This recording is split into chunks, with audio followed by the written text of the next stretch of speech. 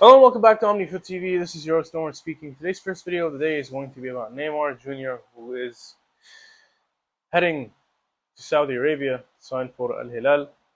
Now, I'm not making this video to talk about the price tag. I'm not making this video to talk about the amount of money he's going to be earning throughout a supposed 2-year deal. I'm not making this video to talk about how beneficial this is going to be for Saudi Arabian football, although I will get to that at some point in the video very briefly.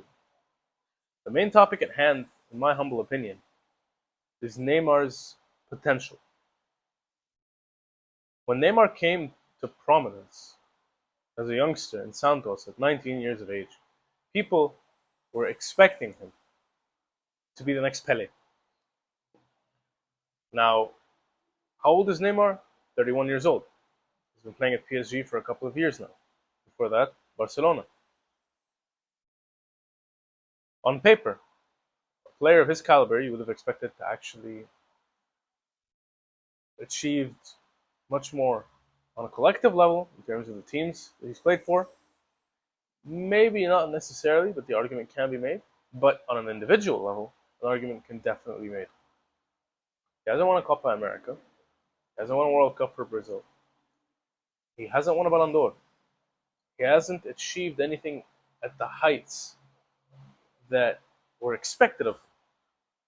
And that mainly goes down to his attitude and his obvious injury issues. But I think it veers off more so because of his attitude. I've always thought that Neymar has had the most potential, the most amount of potential out of any player I've ever seen in my life. And I've never liked him. And I'm saying that from the get-go. I have never liked him because of his attitude. He was never disciplined enough. He never showed the kind of strength of character that I expected of a player of his caliber. People constantly compared him to Messi and Ronaldo, placing him third along that list and fourth at times, but he was always a showman. He was extremely immature. A player like that, who you would have assumed would have changed their mentality, their manner of thinking, their approach to the game at this age,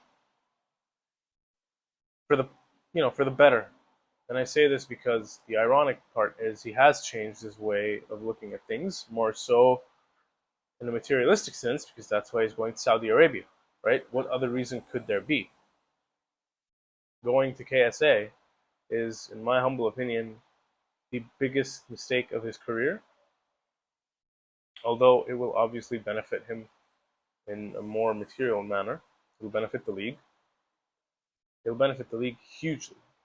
Having to, you know, work so hard to build up your league's reputation, to extend the world upon which it has been built, improving the broadcasting, allowing other countries, 71 countries to be exact, to broadcast your country's league, signing deals with broadcasters to make that happen in the Middle East, by the way, for a league in the Middle East.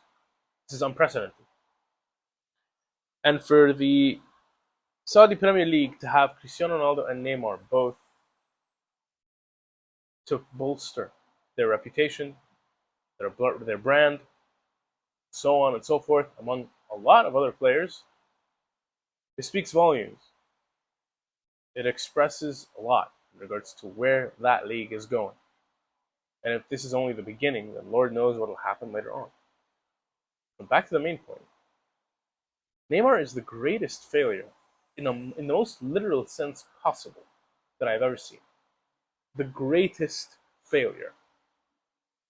Because he's achieved certain things that were expected of him, but he never went all the way. He is the greatest disappointment I have ever seen in my life as a football fan. And I'm annoyed to have to say this. I thought he would have changed by now. But the obvious and the most evident is that he's never going to. He's watching what could have possibly been the best years of his career, Benzema being a prime example of what it's like to peak in your 30s, Van Persie as well. I say Benzema mainly because of last season and what he did for Madrid. And then you have, Neymar at 31. It makes no sense to me. As someone who loves this game, who wants to see these players achieve their maximum potential, squander it in such a way, you really shouldn't throw pearls before swine. This is proof of that argument. I'm I'm sorry to have to put it that way, but this is a disaster. This is disaster. This is worthy of a disaster. I'm at a loss for words. I'm struggling to make sense of this. I'm struggling to even express how I feel about it. It's a disappointment. It's a disaster. It's, it's disappointing. It's so very disappointing. I've used that word a lot in this video. It just is. I guess I'm just going to leave it at that because I don't see a way back from this. I don't see a way back from this for him as a player. I hope he squanders the rest of his career as well because honestly, he's not going to do anything in Asia. Really. What is he going to achieve in Asia? I believe that this is just about enough to have him dropped for the Brazilian national team. I'm done with this guy.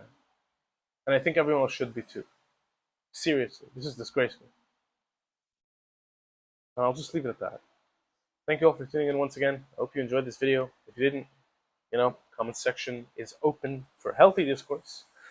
Please like the video if you did enjoy it. Hit the bell notifications button because I post content on a daily basis. And subscribe to the channel if you haven't yet. Thank you once again for tuning in. I will see you all next time the whistle blows.